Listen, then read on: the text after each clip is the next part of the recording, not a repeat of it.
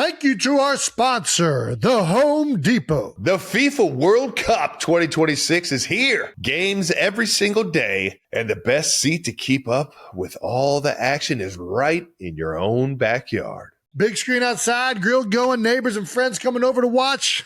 Now that's how you host. As an official supporter of the FIFA World Cup 2026, the Home Depot's got what you need to get the backyard match day ready. That's right. Whether it's a projector screen setup, string lights, little patio furniture, the Home Depot will help you make your yard the go-to spot. And with fast, free delivery on over 2 million items, you can focus on setting up the ultimate backyard fan zone instead of making trips to the store. So, as we welcome the world to our backyard, get your home watch party ready with an assist from the Home Depot. To learn more, visit homedepot.com/FIFA World Cup 26.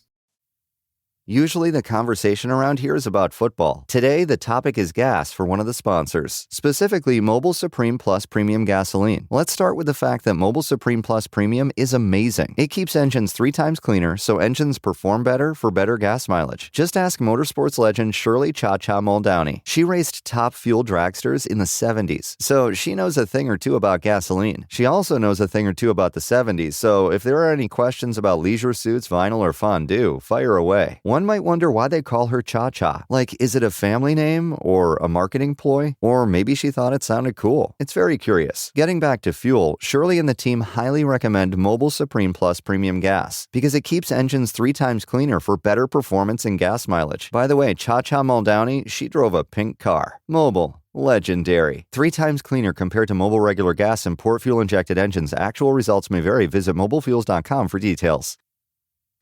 This podcast is brought to you by Colgate Total. We take oral health as seriously as you take sports. That's why Colgate Total Active Prevention uses advanced technology to help prevent oral health problems like cavities and gingivitis before they start. It's clinically proven to provide 24-hour antibacterial protection with twice daily brushing after 4 weeks of use. So get a winning routine and prevent oral health problems before they start. Shop Colgate Total Active Prevention at a retailer near you.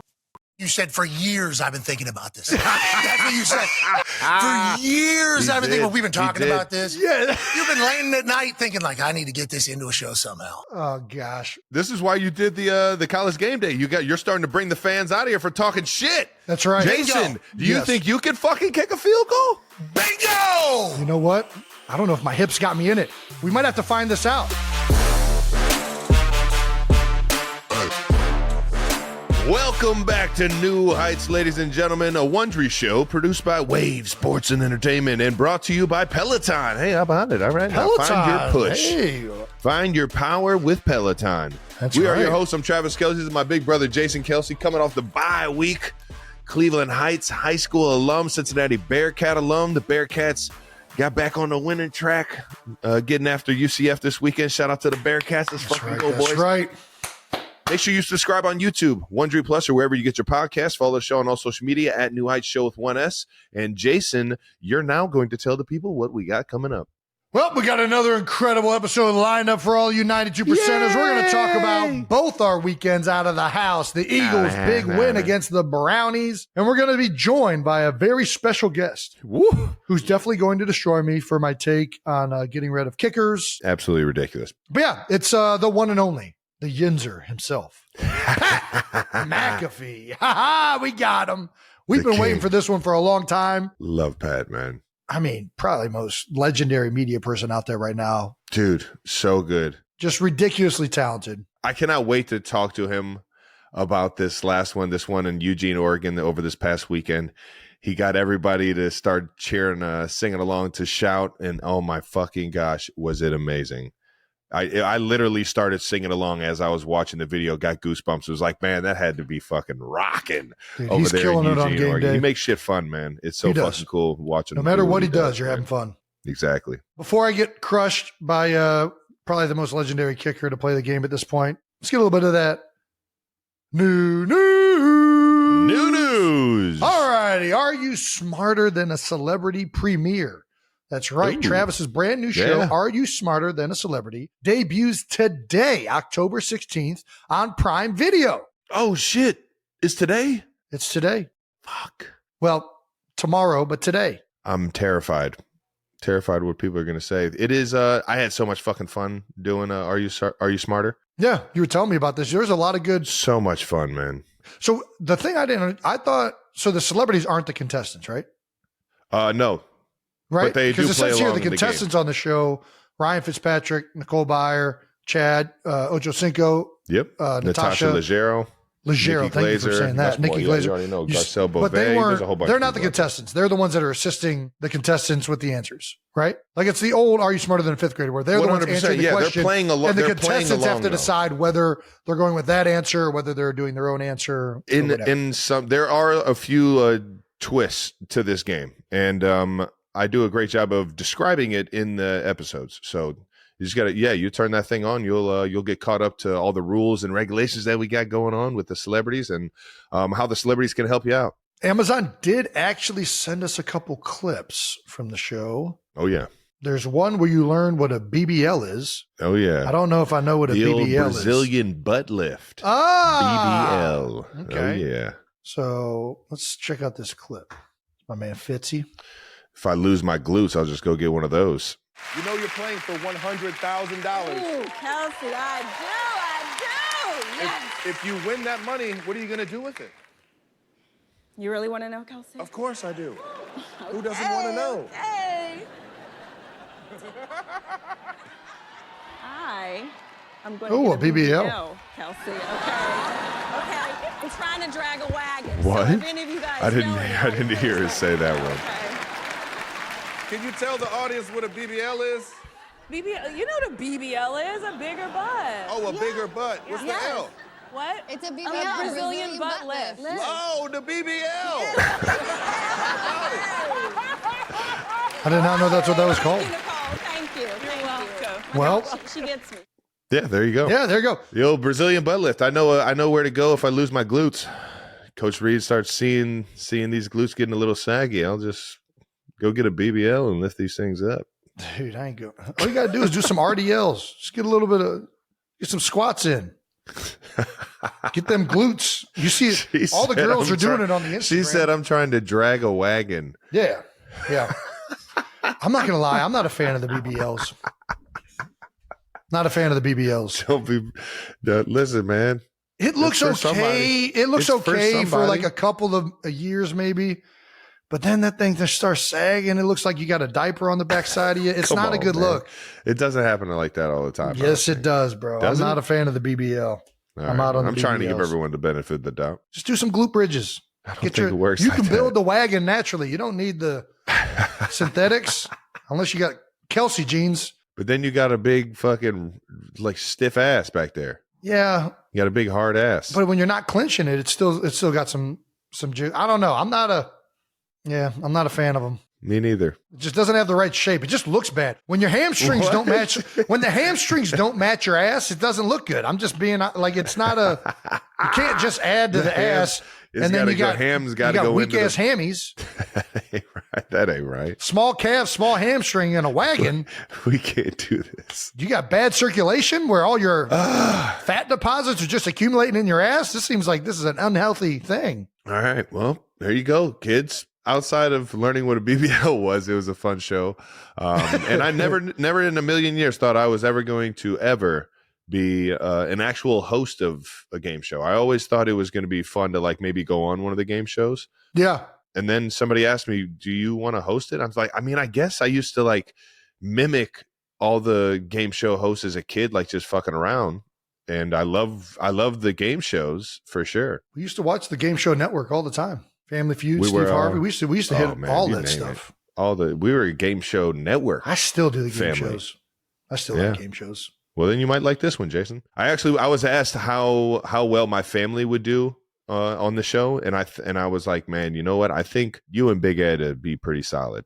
Dad would be good. Dad knows a lot of useless knowledge. He's been spending a lot of time in front of the computer, not really going anywhere with them knees. Yeah, he He's remembers stories very well. I'm not. I'll blank on it and I'll confuse it with something else in a heartbeat. If you let Big Ed be a celebrity and eat buffalo wings while he's playing, he might not miss a question. He might get every single one of them.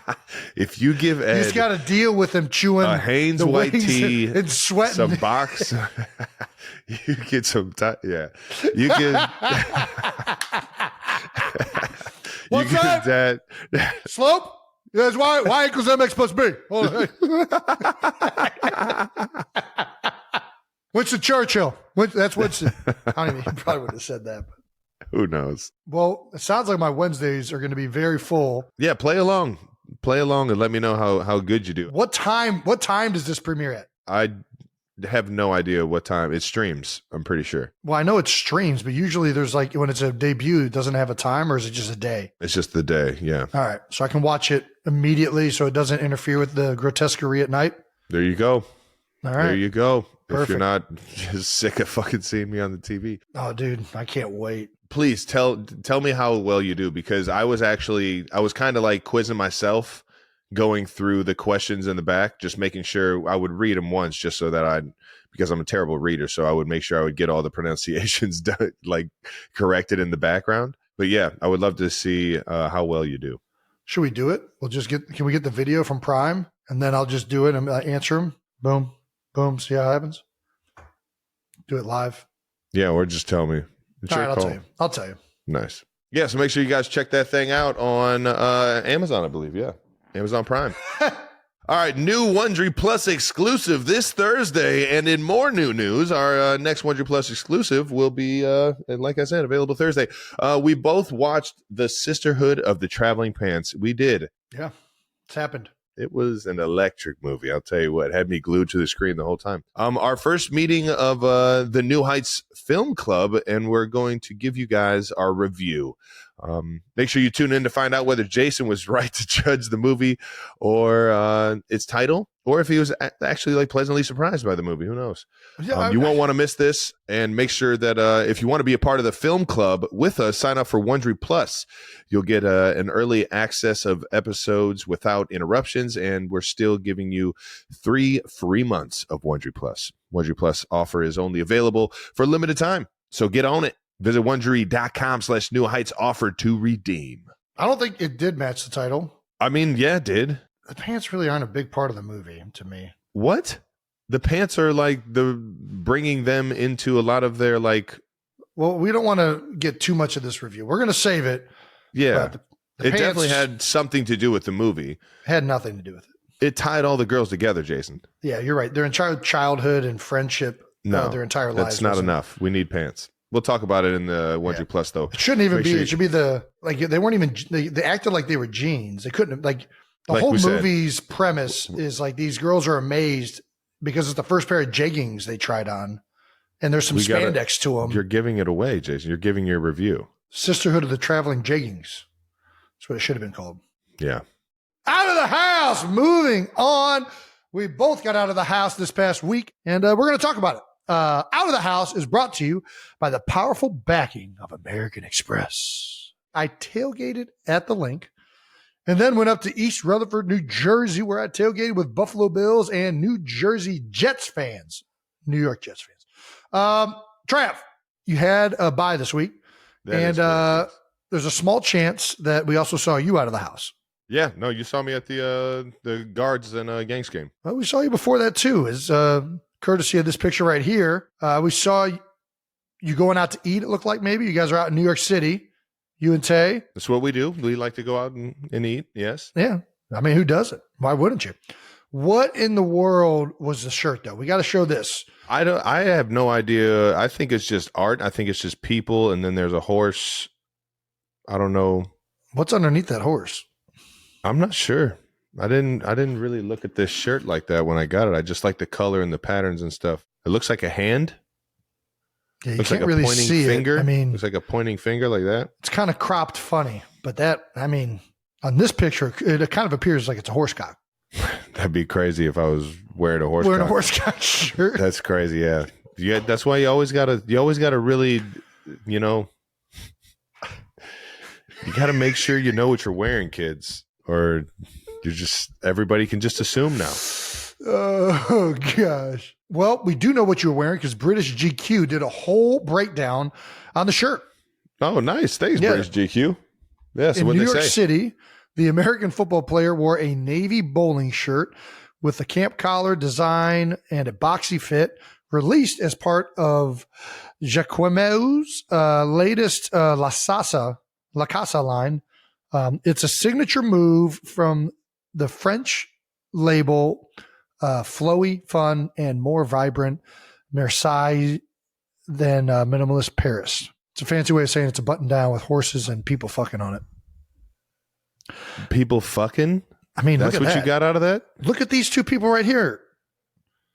You're ridiculous, Jason. That woman is riding that man. They're She's standing straddling next him. to each other. No, they're not. No, not that one. The one right below it. You can't even see that guy's legs. They're still they're sitting next to each other. No. He's underneath. You're making legs an are assumption. underneath. There's nothing saying that they're having sex. Well, what are her tits out for if they're not having sex, Travis? She could just be wearing a very tight shirt that shows her tits. She's got a BBL on the backside of that. I mean, what's happening on this shirt? No, those hamstrings are. You're right. The very, hamstrings match it. You're right. Yes. You're right. You're ridiculous. The fact that got you fired up is ridiculous. Absolutely ridiculous. Trav, we also saw you at the Guardians-Yankees game. While you were in New York, you also caught Guardians-Yankees ALCS game. Yeah, game 1, baby. Playoff baseball. What is it about playoff baseball that's so electric? Gosh, I think it's just the intensity. You know, you play all those, what is it, 182 games, for these moments, and then every single pitch matters. Every single pitch matters. A few got away from our first reliever there, unfortunately, and sure enough, we just weren't able to bounce back from the Yankees' power, man.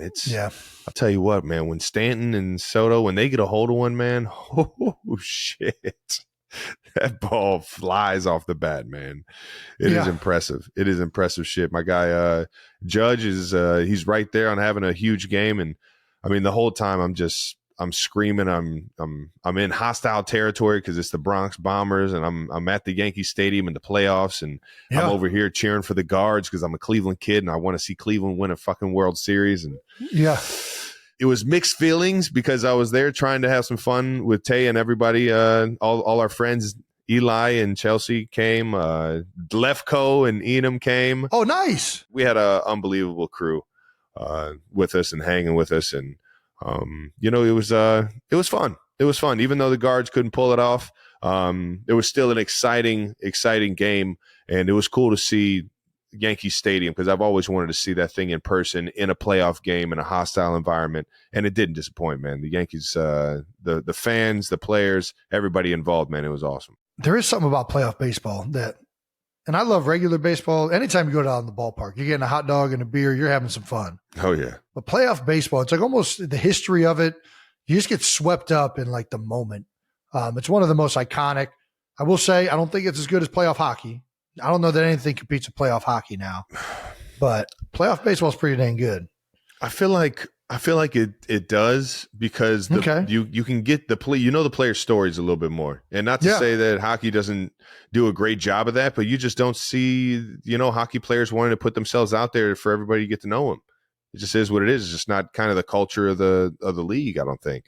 Yeah, I think that's probably fair. I think I do think that's part of the culture. Part of it's, it's just not as popular of a sport as baseball. Yeah. They're wearing, the helmets and stuff. So you see them, I think of the open face mask, most of them. Yeah, I think you're right. I think a lot of it does come down to the hockey culture. I just feel like I'm more invested in every single player. Like if the Yankees play the Dodgers, a little New York versus the old Brooklyn Dodgers. You're right. It's a sport that's ruled by the star power. It's a star power driven league. You put a guy like Shohei Ohtani in New York, dude, and you I want to see how he reacts to a hostile environment like that. I think that's exciting for me to see as a player. So every single time I see him up at bat, I'm going to be glued into every single pitch. It's hard to find that in any other sport, let alone in the playoffs. I think it's also we just grew up in the 90s with the Indians, and we just loved baseball so much because they were so good. How many World Series or playoff games did we go to? I know you went to the one World Series game. You did. I only went to the. You went to the All-Star. That's right. I went to the All-Star. You went to the World Series. I remember going to just taking the Rapid downtown and going to games for like a $5, $10 ticket. Or if a friend had an extra ticket for me, we would all just jump on the Rapid and go downtown. Yeah, Mom and Dad didn't have many tickets bought. We usually were. It was either through Mom's work or we were tag-alongs with somebody else. Sailors had season tickets that they would split up with a couple other people. So every once in a while I'd go with Brandon. We did go to the one playoff game together because Mom always tells the story about how we fell asleep in like the fourth inning or something like that. And we were like fast asleep because it was a late game. No way. So I got to text Mom right now? No, there's no way I ever have fell asleep at a Tribe game. Mom tells this story. I don't think we were kids. Maybe you were asleep. We were like very young.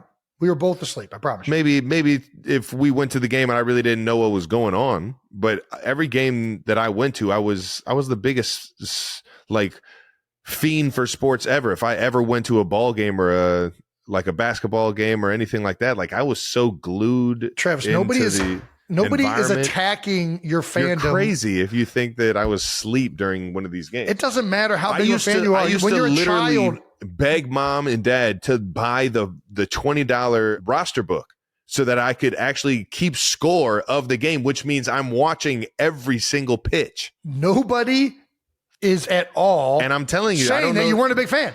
I think she's just saying that you fell asleep. No, I was paying attention every single pitch. Mom will text me back, hopefully, if the hurricane didn't ruin her phone. I think that you – the thing is, like, my kids, Bluey is like crack to them. They will be glued to Bluey, but they're still children. And eventually that brain's going to shut it down and they're just going to fall asleep. I don't know what to tell you. I never fell asleep at a game. All right. I'll text Ed too. Dad was there. But yeah, shout out to my guys that I actually know on the Yanks. Rizzo, Big Judge. If I'm missing somebody, I'm an idiot. But those guys are Hall of Fame just people, man. They're some of my favorite guys to be around when I do get a chance to hang out with them. Saw some Saturday Night Live 2 years ago, I believe, with them, and it's just cool seeing them chase the ring. Even though I want my guards to find a way to get him, man. God. Come on, baby. This is a tough place to play, though, brother. I text Dad, did Travis and I ever fall asleep at an Indians game? He said, no, I did.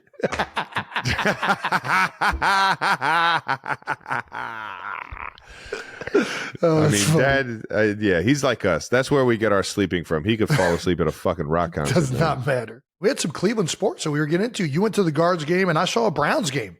Yeah, at the Jason lake. was tailgating. How about it? Who knew Jason tailgating? It was the second weekend in a row you got to do some tailgating out there in Philly, and tailgating in general. I guess Philly this is the first time in like 2 weeks. You actually hit two different tailgates. Let's start with the Eagles game first. How was your second time tailgating at the link? Was it a little bit more genuine this time, knowing you didn't have all the I guess you still had cameras following you around. There were cameras following. Yeah, this one, the first one was more like a pre-planned deal. This one was kind of like just show up and like try and experience it, but it turned into chaos. Yeah. It was a blast, man. It was the Carmichael jersey on, maybe. Yeah, baby. Shout out to Harold. Are you a jersey guy now? I am, especially the throwbacks. Dude, I got my guy. We're going to talk about the Bills Jets game in a second. I got a great jersey from that one, but it was awesome. Rocking Harold Carmichael. Harold used to be the director of player development. That was his role at the Eagles when I first got here. So got to spend a lot of time with him. He was instrumental in helping a lot of young players and the rookies out, getting acclimated, new people to the city. Just an awesome personality. So it was really cool to wear his jersey. And it was awesome to go tailgate. I mean, listen, got to hold up a baby. You see this picture right here? Yeah.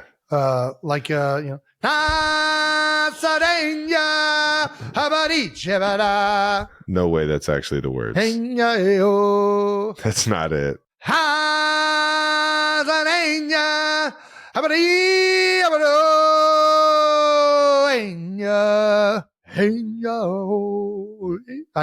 think those are the words. I also witnessed somebody get engaged in front of me. That was not planned, at least on my behalf. That came out of nowhere. Oh, shit. Brian Dawkins got married? Brian Dawkins proposed to this one lovely lady. And were there any Philadelphia delicacies that you got into, like alligator? Yeah, alligator was not on the menu this week, but there were cheesesteaks. Everybody's got sausage. One of the guys had this jerk chicken set up on this charcoal, like tailgate. It was probably a grill specifically for tailgate. I had never seen it though. It was dope. Just sitting on the ground. Let me tell you, these chicken thighs, pretty damn good. I had my first time. I had jerk beef. Jerk beef? I've never heard of jerk beef. Who's doing jerk beef? Never mind. I don't even know if it was that. It was a jerk pasta. It was a jerk pasta with beef in it. I mean, you can do jerk anything probably. It's just the jerk seasoning. Yeah. I've only ever had jerk chicken. Maybe pork. And lastly, there was an insane video going around of you chugging a beer. Yeah. The focus wasn't as much on you as it was on the cameraman next to you. And this is why you shouldn't go on top of trailers, kids. I will say this woman was up there already, and she offered to go up there again. I was like, yeah, I'm not going to turn down the opportunity to go up on a trailer. I've never been on top of a trailer. Almost felt like, you know what it reminded me of? I felt like I was in Tremors. I felt like I was like one of the guys in Tremors up on the bus. You remember that scene? The worm things that would tunnel in the ground? Go through the desert. Yeah, and they would get up on top of vehicles and stuff so they weren't touching the ground, and then would start popping the tires. Yeah. I don't know. I got an insane flashback the moment I got up there. My guy, I don't know how he got up there. This ladder was like, I was nervous going up myself, like very old, like did not look like it was adhered very well. And somehow this guy climbed up there with the camera. I mean, it was impressive that he's up there to begin with. Yeah. Didn't know there was a skylight there. Broke right through the window in the roof. Luckily, he's good. He's okay. Camera fell down. I thought it was done. Dunzo. He ran down there fast, picked it up, started recording. Worked perfectly fine. I don't know how. What? That's how durable those things are? I don't think that they are, but somehow that thing must have fell just right. It was insane. That's like a 10, 12 foot drop right there. Yeah, that's like a $200,000 piece of equipment right there, that camera. I would assume. That thing is expensive. Were you like shooting a doc? Was that your camera? Was that your guy? They're helping with another thing we're doing with ESPN that I think we're waiting to kind of unleash that. Nice. They were there shooting with that. They're really with NFL Films is who they're with. But they camera dropped kind of, I thought it was gone for sure. Luckily, I knew he was all right with the way he got up. And then he just kept up and kept recording. He's a trooper. Electric. Honestly, this is why you chug, people. Good things happen when you chug. You get good content. Well, now I'm 2 for 2 now at Eagles tailgates. My man Dunphy almost tore his ACL at the last one. Dunphy did, yeah. And luckily he's okay. Well, doesn't need surgery. And now this, I don't know. Maybe I'm cursed. Yeah. I hope not. If you see Jason chugging, don't move. Yeah. So this was awesome. It was a fun time, fun event, being out there with the Eagles fans. A little weird seeing Browns fans. And I was ribbing them, but obviously being from Cleveland, I still love the Browns. In particular, there's this one tent. Dudes were awesome. They're from St. Ignatius. Really happy to be there. So it was cool seeing some Brownies in attendance. Some fellow Believelanders. This was a big game. It was a big game. Week 6, it's not divisional, but both of the teams needed the win bad. Like Cleveland is in a bad spot right now. And I mean, honestly, if we're being real honest, they're a bad football team. I mean, I came away watching that game thinking Cleveland's worse than anything else. Like, that offense just cannot get it figured out right now. I think it was a rough go around for both teams because we heard some Sirianni chants, but we'll get to that later. Let's talk a little bit of Monday Night Football countdown. A little Monday Night countdown with ESPN. Send you to the Bills-Jets game in the Meadowlands, and you were reunited with your people, Bills Mafia. Dude. You started things off by once again drinking out of a bowling ball. Got that one back in you. You like that one so much. Except this time we actually know what was in it. Yeah, it's Gatorade. If Pinto Round offers me a shot out of a bowling ball, I'm not going to turn down Pinto Round. I'm not doing it. Why blue Gatorade? Because I'm not supposed to drink when I'm on Monday Night Countdown. It's one of the caveats of working for ESPN. They don't like you to be seen drinking alcohol or even drinking alcohol before they put you on live television. That's fair. Unless you're Pat McAfee, then you get away with whatever you want. Well, when you're the greatest, you get different. Yeah, you get treated differently. It is what it is. Well, yeah, Pat's the man. So what I'm wearing right there is a hat from the Water Buffalo Club, 716, and they have a Grand Poobah. What the Grand Poobah? And that's what the Fred Flintstone outfit is. And they anointed me that, which is basically I'm king of the tailgate for the day. I'm king of Bills Mafia, which felt a little weird getting while I wore this jersey in honor of a legendary defensive lineman who recently, unfortunately, passed away this week, Abdul Salam. That's right. The last member of the New York Sack Exchange, not in the Ring of Honor for the New York Jets, but known as the Soldier of Peace. But yeah, we were having a lot of fun out there in the tailgate. Bills Mafia, it doesn't matter where they're at. They're having fun. Fellow Midwesterners, obviously, there's a kinship. Buffalo's Midwest? With anybody that, well, I consider anybody that resides New York. along. There's no way. You're right. If you're on the lake, all those cities, just good people. They think the same. They all just want to have fun. And it's a great time being out there with the Buffalo Bills Mafia. The Jets fans are awesome too. Jets fans were fun when I watched you last year playing the Jets. The Bills Mafia is more of a production. Like they have a lot more going on. There's like people that travel, and obviously there's a away game for them. So those fans have like their like rituals that they're going to with everything. Yeah. Whereas like the Jets fans, it was like, oh, yeah, I used to be a firefighter. I just go tailgate to the games. Like it was, a lot of that. Nice. Which kind of appreciated too. For sure. Got a hard hat. Dude, this is one of the baddest hats. Like, I got to say. Dude, this is pretty cool. You're like getting I'm just like using it to get knickknacks. Yeah. This is awesome. Sweet. Man, hook me up. Oh! You're going to be a hoarder before you know it. People are going to be giving you everything. That's good shit right there. And then you had a wardrobe change after you went tailgating, though, Jason. I did. You actually put on a fucking suit and tie. Yeah. How about it? I think the suit's nice. I think that's one. There's a reason why people have worn suits for a long time. So getting up there with a tie, this one obviously fit color scheme wise with the game. My man Ryan Clark was in the Jets suit colors.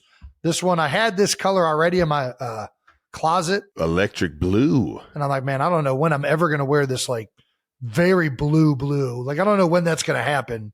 I was like, you know what? I think this might be the perfect week.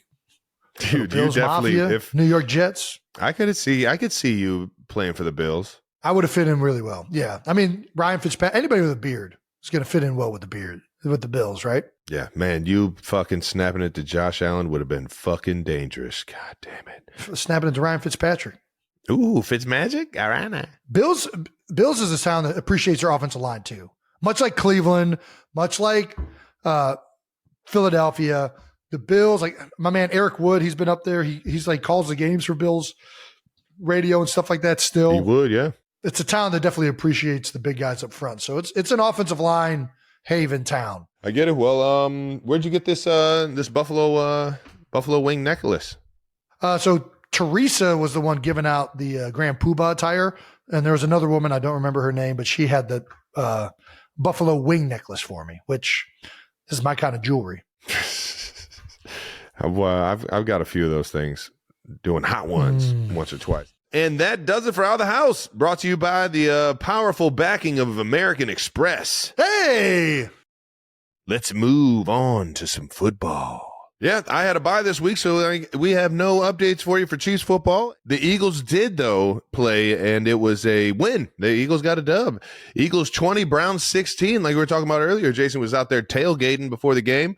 Initial thoughts, though, on the actual game. Obviously, always good when you win. Some good takeaways from the game. Defense played a lot better. No turnovers for the offense in general.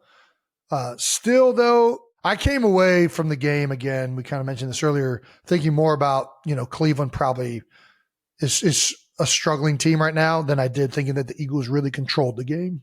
So I don't think it was like an impressive performance by either team. But that being said, win's a win, baby. I'm taking that all day. All day, and every day. They improved in some areas that they've been struggling. Defense played so much better. And I think offensively, it was sporadic. It felt a little bit disconnected, but at times good. And then obviously whenever you got AJ Brown back and healthy, it's not a bad thing. Don't forget Skinny Batman. You had both AJ and Skinny Batman, Smitty, back in the offense, but you guys still haven't scored in the first quarter yet through 5 games. 0 points in the first quarter of every single game they played so far.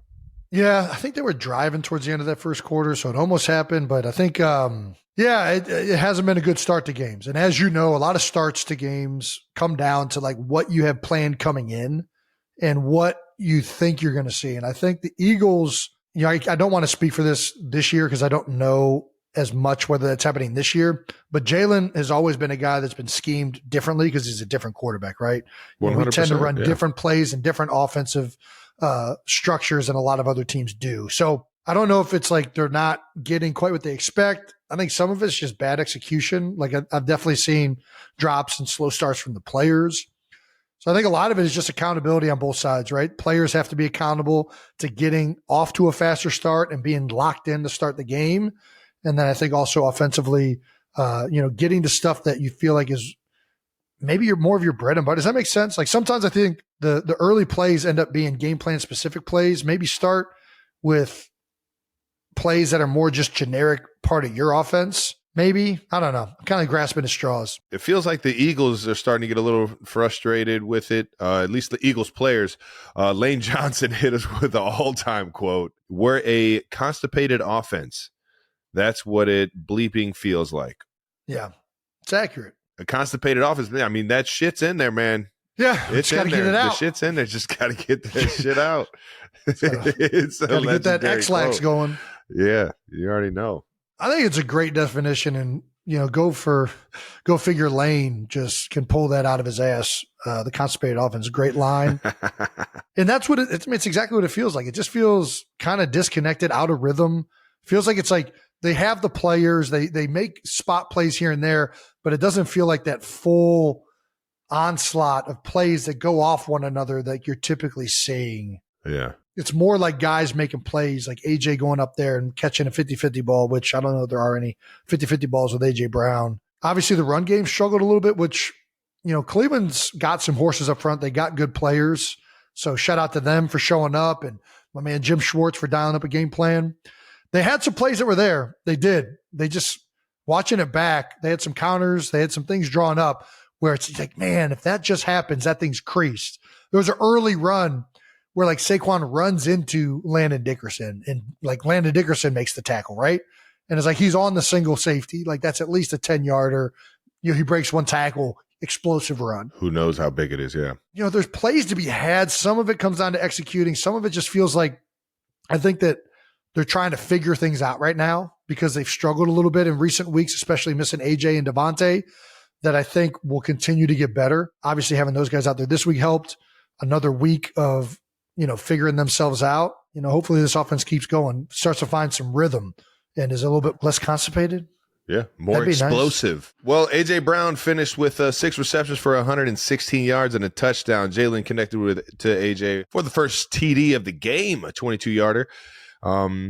He also caught an electric game-sealing reception, a 40-yard pass with 2 minutes left to play. It sounds like Cleveland might have went cover 0, and they just said, fuck it, we're putting it up. What do you think of this play call here late in the game? And also, did Wyatt notice his pink shoes are back?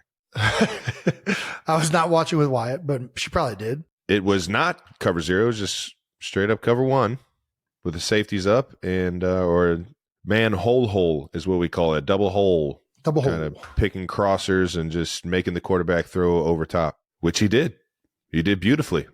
Great pitch and catch by two guys that know how to do it the best in the league. Listen, it's A.J. Brown. He's going to come down with these catches like 9 times out of 10. He's a beast. He's swole Batman.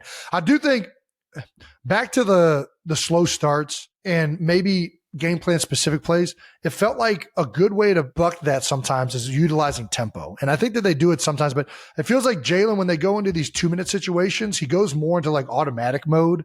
I wouldn't be opposed to them maybe mixing some tempo early in the game, like here and there to, spark some momentum. And I think that it's worked in the past with him in particular. And I think as an offense, I always liked, when you're going tempo, you have to call more generic stuff that goes off of one another. It's like, hey, we know we like this versus this. We know we like this versus this.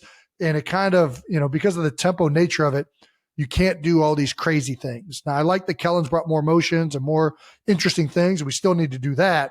But maybe sometimes early on, just to like get in a rhythm, sometimes utilizing that helps. So maybe they do that. I don't know. Yeah.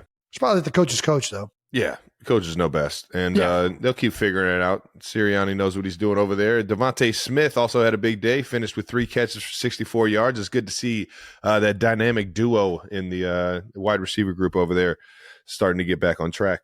But Nick Sirianni big things coming out of this game that we got to talk about. Sirianni appears to be chirping back at the Eagles, and I'm not sure if he was necessarily chirping back or if, like it was a confrontation or if he was just, trying to get fired up with them.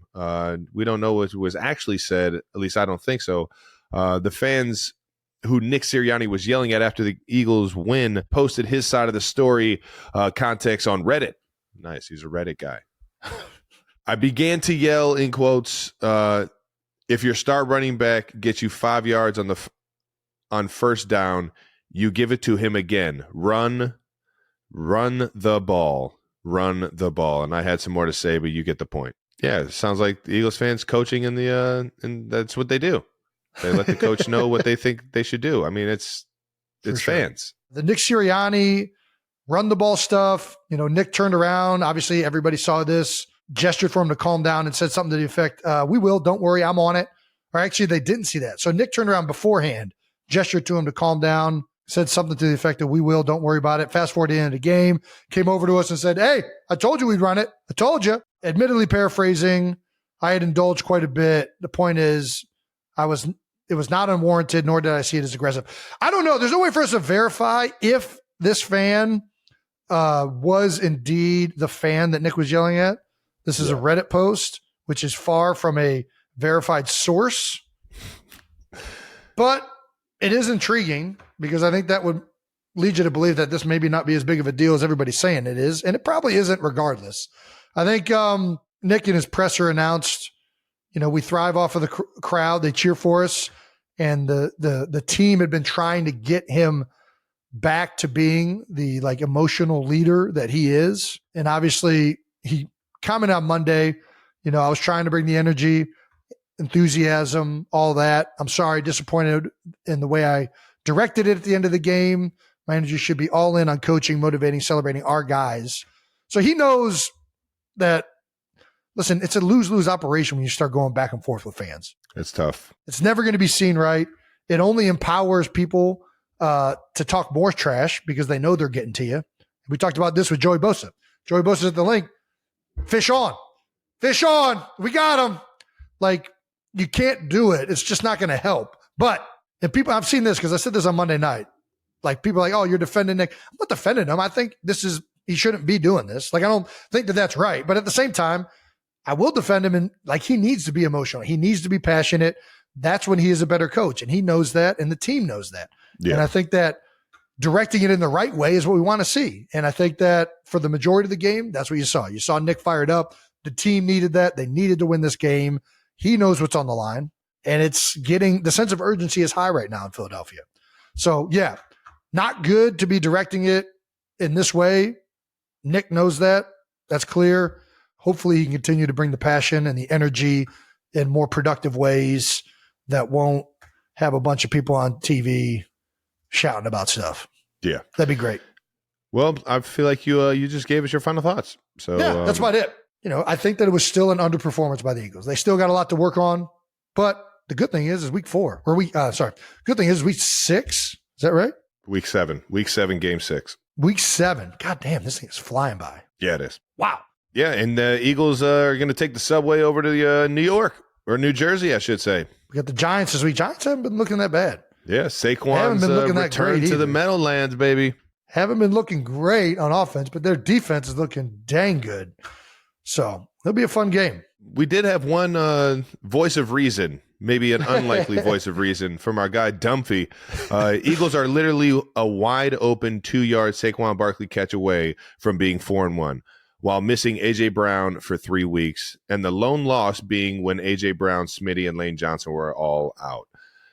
It's a reasonable take, Dumphy. God damn, Dumph. That's a good fucking take. It's a level-headed, Philly fanatic tattoo around your belly button take right there. You don't always get that out of those kind of Philly fans. those diehards sometimes. Those diehards sometimes just pour it on them. All right, week 6 recap. Not the best week for football. Last week, great week for football. So the offenses reinvigorate around the league. This week, got back to a little bit of sloppiness. The big news break that we have following the week is Davante Adams is now a Jet. Jets coming off of their loss Monday Night Football to the Bills. Short-lived amount of agony. Jets Jake, jumping for joy. This should expand the offense. Obviously, Garrett Wilson, Lazard. It's going to add another dynamic. Anytime any offense or anytime any Hall of Fame quarterback gets this kind of receiver or gets his like legendary receiver that he has been always on the same page with, gets him back, this offense is going to be a lot better, and it just is what it is.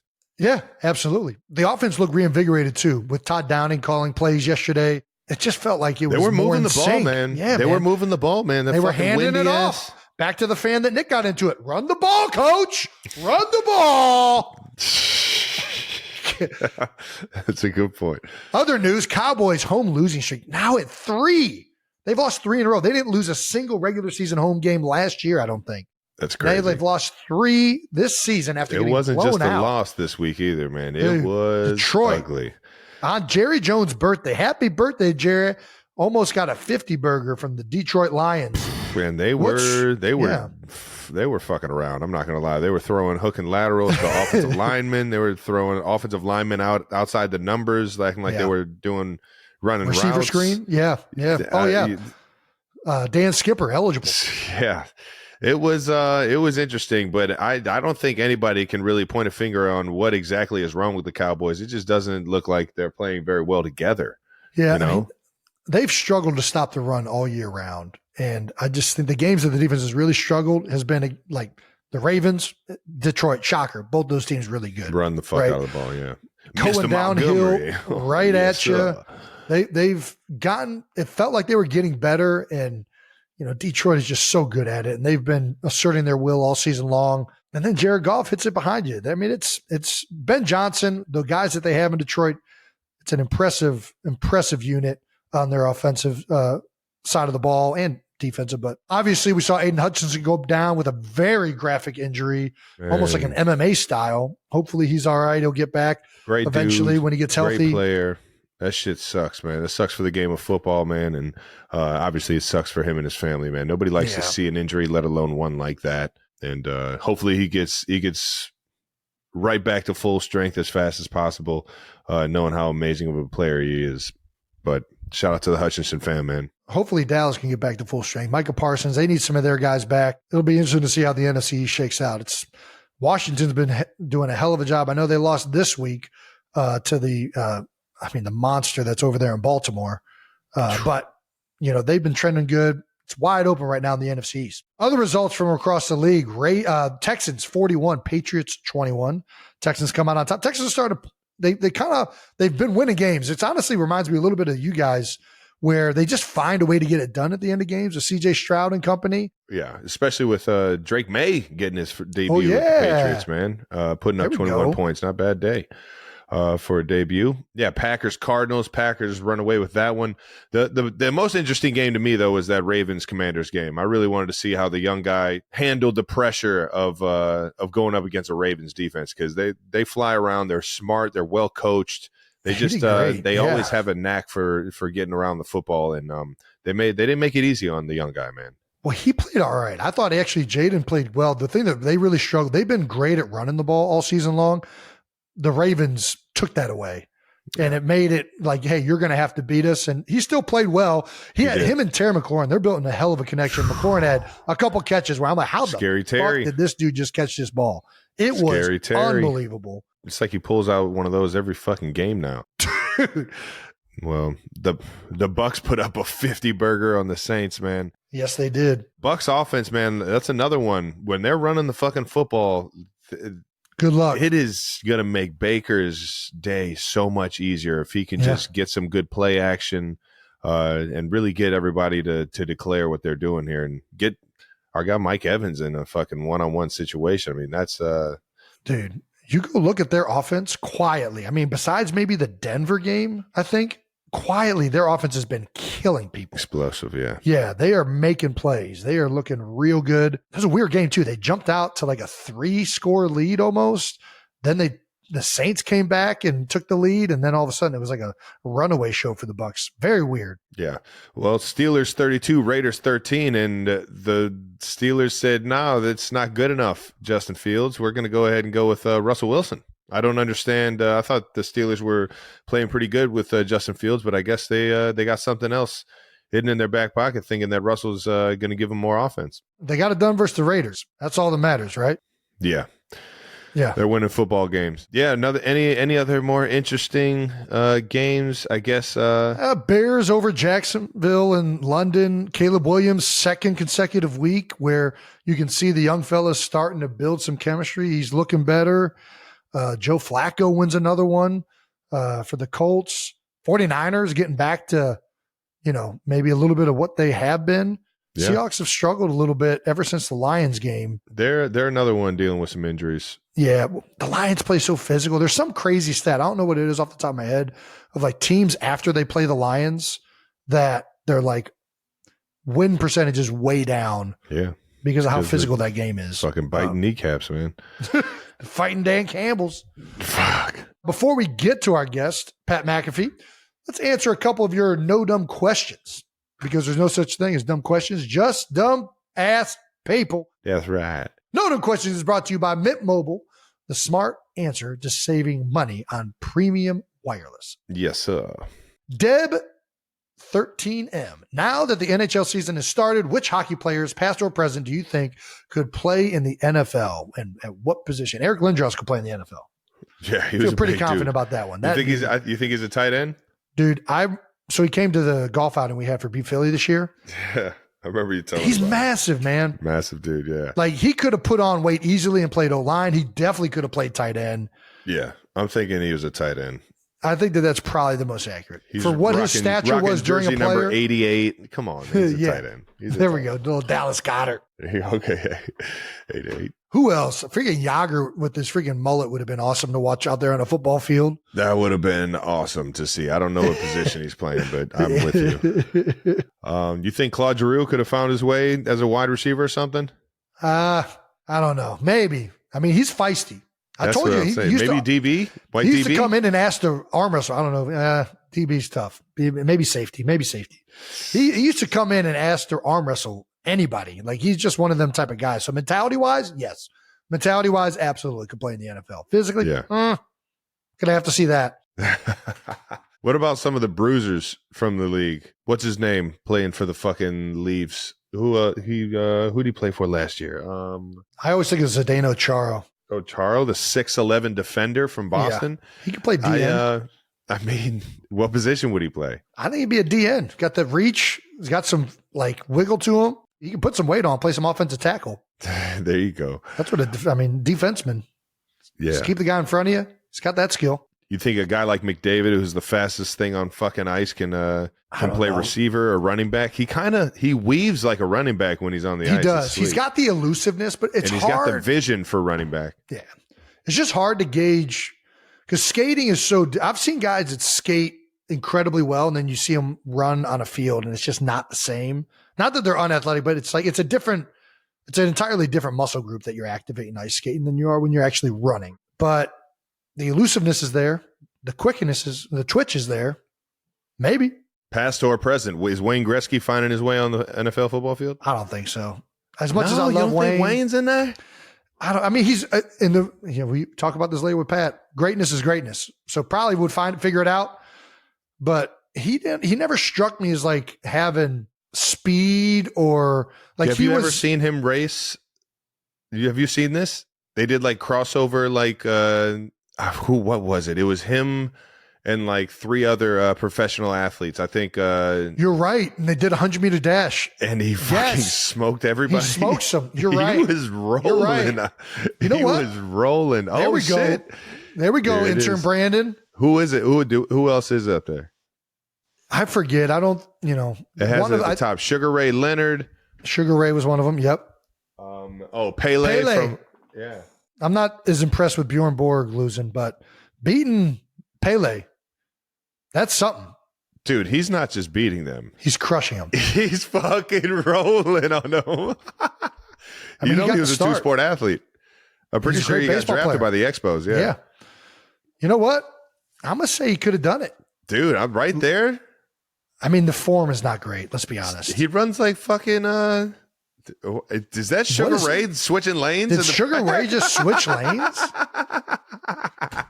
He's like trying to catch some wind. He's trying to drift on Wayne. He's trying to get some drift action. All right, now it's time to bring on our guest. Jason, you want to do the honors? From Plum, Pennsylvania. He was a national punt, pass, and kick champion by the time he was a sophomore in high school. The 7th-round pick out of West Virginia. First-team All-Pro, first-team Pro Bowler. He made the PFWA All-Rookie team and was first-team All-American. He's a first-team Yinzer all the way. You've seen him on College Game Day, WrestleMania, and, of course, the host of the Pat McAfee Show, Mr. Pat McAfee! Hell yeah, brother. Man, you got me jacked up. What an honor it is to be here. Thank you for all those kind things and for doing your research. I've lived an absurd life, and obviously this conversation is a piece of that. You two are running the world right now. So for letting me be a part of New Heights, which I've told you I've been a massive fan of since the beginning of New Heights. This is an honor, a dream. Thank you for the intro, and thank you for the time. Although, Jason, you've been saying some terrible stuff about, position groups. We're joking here. We're joking here. We're joking here. You know, we're just having fun. It's a podcast. Don't shy away. Stats people. Don't shy away now, Jason. Yeah, the stats people. You came out. I was joking. We're just having fun here. We're having fun here. It's the kickers, you had a well-thought-out take. You said, for years I've been thinking about this. That's what you said. For years I've been thinking, we've been talking about this. You've been laying at night thinking, like, I need to get this into a show somehow. How do I work this in? Hey, listen, you're the greatest of all time, the greatest center of all time, one of the toughest humans to ever play football. And obviously your resume is what it is on the football field. So you're allowed to say whatever the hell you want. And Travis, if you want to hop into that whole train, you can as well. It's the people that have never played football that decide to dunk on like kickers and punters and stuff like that. Yeah. I'm like, you need to relax. This is why you did the College Game Day. You're starting to bring the fans out of here for talking shit. That's right. Jason, do you think you can fucking kick a field goal? Bingo! You know what? I don't know if my hips got me in it. We might have to find this out. Get your Timbs, okay? Get your untied Timbs. Get your Timbs. It's the old boot style, just straight on. Oh, get your Timbs. Who was the square toe? Who's that? Lou Groza used to do square toe from the Brownies. Is that? Yeah. What's the garbage picking, field goal kicking guy? You remember that? Joey. Oh my gosh. Yeah, it's absolutely. Yeah, that could be the case. But my issue is whenever people that have never played football before bury kickers and punters and act like it's an easy thing. It is not an easy thing. Like, if you get out there and you play catch, you could probably play catch a little bit. You probably could. If you want to get out there and maybe hit something or say you probably do that. You try to kick something, most people are going to suck at it, which is why the College Game Day thing happened for kicking is easy. Although it's getting expensive, boys. The last 2 weeks, these guys have made kicks and it's like $200,000 to these guys. Jesus. I mean, it's a real deal. They're starting to practice. Yeah, I think I'm trying to get hustled too. Yeah. There's a chance. But Jason, I think you should maybe be on the side of kickers because I think it's good for the sport. No, I am. Listen, I am. And when I was with Connor, and this is like in the middle of training camp, and you're in a one-on-one situation, you get your ass kicked. And then you look over and the kickers are like fucking playing a game. They're kicking the ball, like see how far they can kick it into a ring or something. You're like, God damn it, fuck these guys. Yeah. But me and Vinny are taking a kney with the helmet on the side. It's really from a place of jealousy. It's a place of jealousy is what it is. Hey, you got to put your face in there a little bit more, Jason. Okay, I think you got really. Maybe get a little lower with your pads. Oh, thanks. I heard that's feedback. A good thing. Exactly. So I can understand your feeling about it all, but I think it's good for the game. Like, on this podcast, and I assume you hear it a lot, Travis, you and Taylor's relationship is great for the sport. Like it is getting introduced to so many people and you are and have been the perfect representation for our sport too, I think. Personally, genuinely, I think there's no other human that could do what you're doing right now and how you're doing it is awesome. And you need to know that all of us are incredibly fucking proud of the way you're representing all of us, dude. I'm just gonna keep winning. As soon as if we lose a game, I mean, it's gonna fucking rain down, baby. We're just gonna keep winning. Just gonna keep winning, staying on top. Yeah, but also smiling at the Guardians games, Yeah, come on. I was laughing around a little bit. The guards, baby. baby, we were right there, man. We were right there. You know, I think we were just one hit away from just taking that fucking stadium by storm. The Bronx Bombers they were out there, boo, boo, making it. It was a hostile environment out there. I was having a good time. Okay, well, I'm happy you enjoyed it, but your relationship is exposing the sport to a lot of people, and I think a lot of people are falling in love with it. Globally, worldwide, the gateway for a lot of people to football is going to be the kicking positions. You know, like in Europe, the kickers, but there's going to be kickers and punters coming out of Europe, I think, over the next 15, 20 years. There has to be, right? Yeah. Yeah, in Australia and everything. So I think it's good for the sport to have kicking and punting, though I understand why centers and people that have like actual physical, positions with actual ramifications could feel that way. But I genuinely enjoy the fact that it's a sport for everybody. That's 100%. And it's like, I think it's going to help. I think it's going to help going forward. Well, I think you 1,000%. brought a new mentality to the specialists, because you were out there throwing your fucking weight around. Come on, You were Travis. out there fucking taking some heads off. Come on, Travis. We got that clip from the hit versus the Broncos in 2013. You got selected for a drug test after that, correct? The league saw that and they freaking said, no, this can't be all natural. Punters because don't do what that to guys. Because what Travis just said right there. Yeah, I think Roger Goodell was watching that and saying that guy's got to be on something. Okay, let's go ahead and test him immediately. There was a few of those days, like you do something good and you don't get drug tested the next day if you're like a kicker and punter. It's almost like a slap in the face. Like, whoa, you didn't think it was that impressive. Okay. I just hit like, a 60-yard field goal. You think I'm not? All right. Vinatieri's like 45 years old hitting like a 58-yarder and they're not drug testing him the next day. It's like, okay, so it was like a badge of honor. But yeah, I'll get lucky every once in a while and hit somebody. I'll be sore though for like 3-4 days. That's why what you guys do, I do not understand. I don't know how your guys' bodies hold up. Like Trav, right now still, like you take those shots and you're blocking more. I don't know how your body isn't sore forever. And Jason, whenever that tush push happened, you were getting folded like an accordion every single time. Every single one. Every time. Every single time. We're hyping it up. We're like, tush push every Okay, word. Let's go. Keep it coming. AQ's like, yep. Make him suffer. Make him suffer. Yeah, I can never do that. That's why you guys are so much tougher. But it's a great sport. Genuinely great sport. How about it? God, it's awesome. The fact that it's for everybody, you hit the nail on the head. I was talking shit. I deserve all this. And maybe can I stop by a game day set and see if I can make one of these? We're in Texas this weekend, brother. You want to stop? Anytime you want to come by, we will make happen. Ooh. Let me see what the schedule looks like. Maybe not this weekend. But I think we can make something happen. Well, and also we should promote that it's happening, so we can get a little bit more pressure There we on go. you. That works. That works. That's what. So then you Yeah. think Make it about like a game. Yeah. I suck under pressure. I can't even snap the ball to the quarterback. You know who had to go through this was big Rob Gronkowski. Dude. Kick of the year for the Super Bowl, right? I forget who he was. Yeah, FanDuel. They did that FanDuel. live. That's what it was. Yeah, And he 2 years in a row, right? Yeah. He was, I think he was practiced. practicing. Yeah, that's even worse. I'm not practicing, so there's zero expectation. It was windy.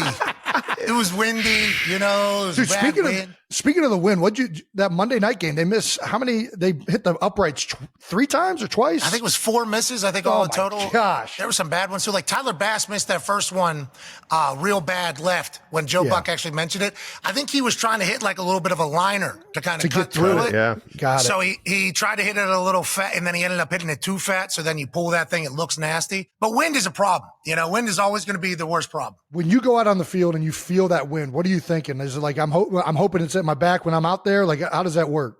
Does it affect how you're doing it? Obviously punting, but yeah. Me definitely, yeah. Yeah, I'm not mentally tough enough for I like to see the ball fly. Like there was guys in practice that loaded to use like brand new balls. Like, we want practice to be hard so that in the game it's easier. It's like, no, I need to see these balls flying far. I want to see them pretty. Yeah. Yeah, I need to give me the juiciest ball we got, and I want to go downwind. I want to be feeling real good going into game day. But you wake up game day morning and you open the blinds or whatever, and then you try to find a flag on top of a building. And if that son of a bitch was at attention, you knew it was going to be, a long day. And I was immediately bummed out. In Indianapolis, we have like a dome. Oh, yeah. Thing, but we opened the window and the roof. So it shielded me a little bit. I was very lucky for that. But yeah, kickers and punters are trying to find out what the wind is immediately upon waking up. And it's certainly a mind and a mood changer. How about it, man? You did both at West Virginia. We're going to get to your West Virginia career in just a little bit, but you did both in college. Which one was harder? Which one do you enjoy more, kicking or punting? So I enjoyed punting a lot more. I had a strong leg. I didn't know where I was going. You know, that is, I could have been really good at kicking, I think, if I just had a little bit better mentality. Exactly. What you're saying. Yeah, wow. Yeah, it is. Bam, bam, bam, bam, bam, bam, bam. Yeah. You make my heart sing. Bam, bam, bam, bam, bam. You make everything groovy. Yeah. That's what it was. That was my right leg when kicking field goals. Yeah. So punting was better for me because if you're stronger, you're going to help in punting because you have to hit the ball hard every single time. And once I learned the technique, I enjoyed punting a lot more than kicking. Well, based on that clip we just showed of you absolutely decleating a guy on the sideline, did you ever play another position? Because you don't have that. That form doesn't come out unless you've done that before. That aggression doesn't come out unless you've done that before. Yeah, like that was not the first time you've ever laid a hit like that. Boys, what city are you from? We're from Cleveland Heights, Ohio. Okay, I'm from Pittsburgh. Yep. Yeah. Football towns. Of course you Football did. towns. Of Football, course. yeah. Like these are football towns. Yeah. Grew up playing pickup football. You know what I mean? Oh, yeah. It was on the street in between the telephone poles or it was in somebody's backyard. So I have been playing football my entire life. I played soccer though. So like I played a lot of soccer and also, you know, from where I'm from, not a lot of people made it in sports ever. So I think when I was young, they like decided and deemed that I was going to make it in soccer. So I think nobody really wanted to fuck it up in anything, right? So soccer was my full focus, but I also played football in the neighborhood and in Plum a lot. And everybody that played on the football team, I was friends with. I was like 6 foot tall, 190, 180, too, playing soccer. So football was a natural thing. And then I did that punt, pass, and kick. You talked about it earlier. And when I won that, they asked me to come kick. I couldn't make it to practices though. I would literally just show up on Fridays. Like before the game. That's crazy. Like, first time putting on the pads, I had no idea what I was doing. But that is kind of how it all came together. But I've been playing football forever, you know. I got an older brother, his friends played football with. So it's like I'm from Pittsburgh, so I know football. My family's happiness levels ran off the Pittsburgh Steelers success rates. Like my dad, that diehard of an NFL fan. So it's like kind of had it in me, but also should have played football more as a kid, I think, personally. Okay. All right. It worked out. I hear you. When you get to run a fake punt, what does that feel like? Because when we run trick plays in like the red zone, it's like one of the things that we're looking forward to. Like, hey, we're going to run this play. Who the hell knows what's about to happen? But it makes you kind of feel like a kid. What's it feel like to go out there? You know, you're working on it all week. Fake punt, even like more rare. It's like how many, like one called a year, maybe, if that. And you've had some iconic. Pat McAfee, baby. We're calling him at least 2, 3 I know you have the times. catastrophic one with my man. Come on now. All right. My man, Colt Anderson. But what is it like to have a fake punt called? Colt got sacked there pretty quick. He had no shot. It did not go well for Colt. That was not how that was supposed to be executed. As you guys know, like every week there's some fake, like field goal or fake punt that is like a guarantee. Always have them up, like every time. And then like if the situation calls for it, you know, we'll do it. But what I've found is like if the team's good, normally not going to be running a lot of fake punts. Like early in my career, I was explained to, I had an idea for a throw. I could spin it. I could spin a bill. All right. So like, let me get out there. And, I was told quickly, so you want us to take Peyton Manning off the field? This is so good. It's real, though. It's real. No, just to trick them. Just to trick them. Trust me, I got this. They're not going to see it coming. Okay, so I'm going to give it right back to Peyton. I'm giving it right back to him. We're trying to give him the ball more. We're going to take him off the field so you can throw one. Okay. So, how this is gonna work. It is all in like the situations of it all. And I was certainly very understanding of that. But yeah, I was real excited, man. Anytime I got an opportunity to do something to help the team, like any of those fakes or onside kicks that we got, like that's a turnover, you know, that's another possession. That's a big deal. Hell yeah.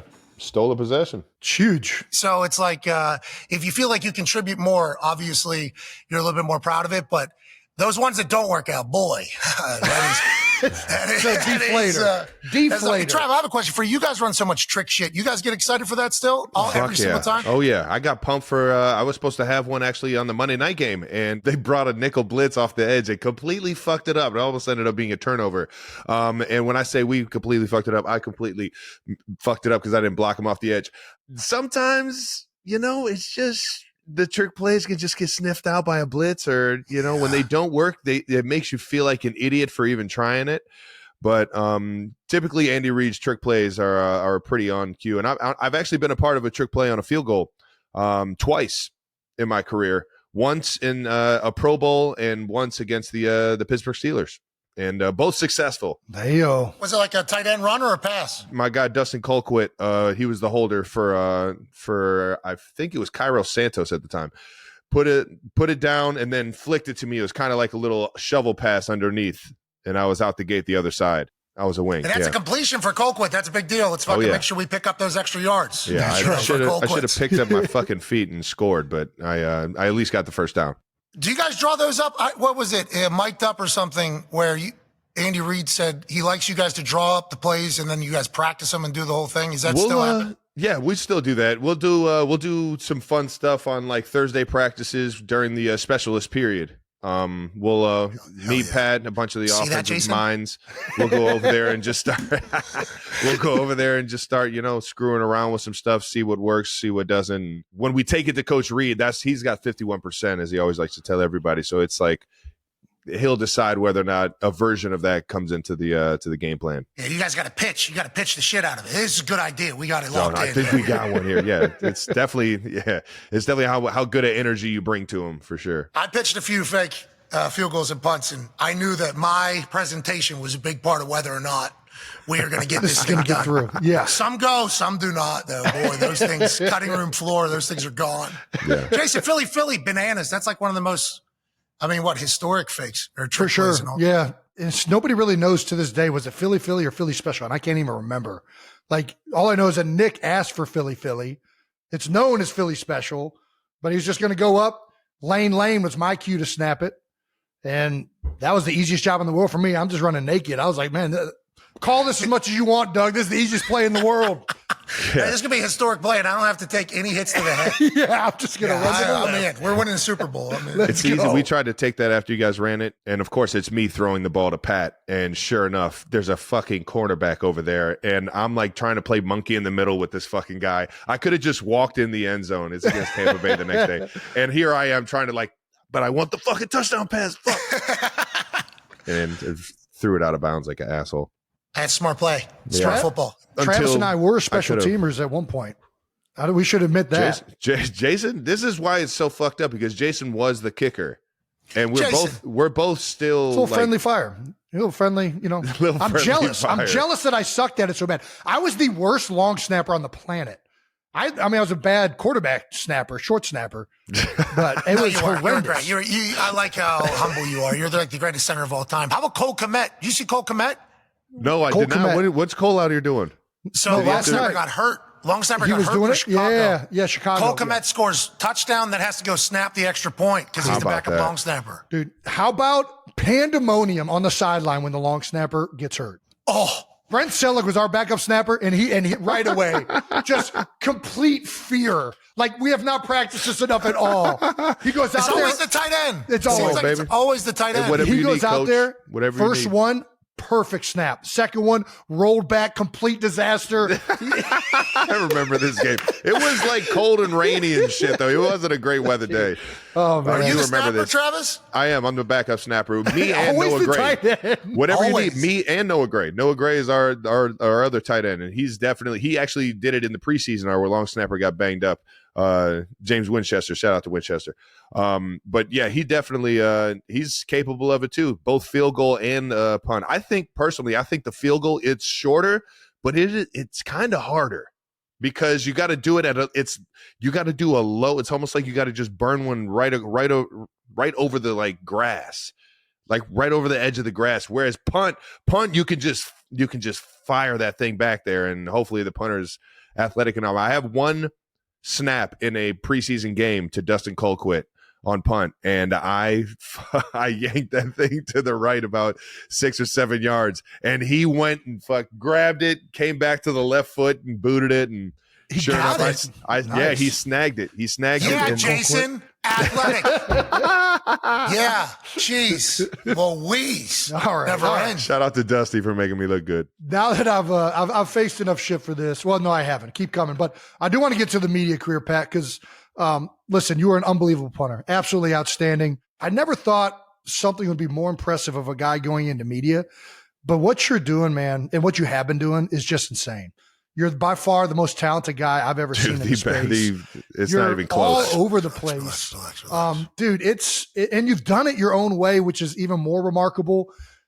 Did you know that this was something that you were going to get into like your whole career? When did you know you were going into media, and how did that I appreciate you saying that, because literally since you guys have tried it, you guys have had massive success. So for you to say all those things that you said about me, I could just go ahead and, flip that right back to YouTube, absolutely crushing it. Congrats on that 9-figure deal. All right. Yeah, thank you for paving the way. Hey, that's good shit, Thank you for boys. paving the way, That's good man. shit, boys. Owning it yourself. Okay, boys. That's good shit, boys. Okay, so I think that's the thing. Like, I have a great group of dudes around me, though. Like, the dudes I have around me are so incredibly talented, and we all kind of understand, what is needed to be done each day. Like, we're in here full time. We try to keep up with everything that's happening in the sports world.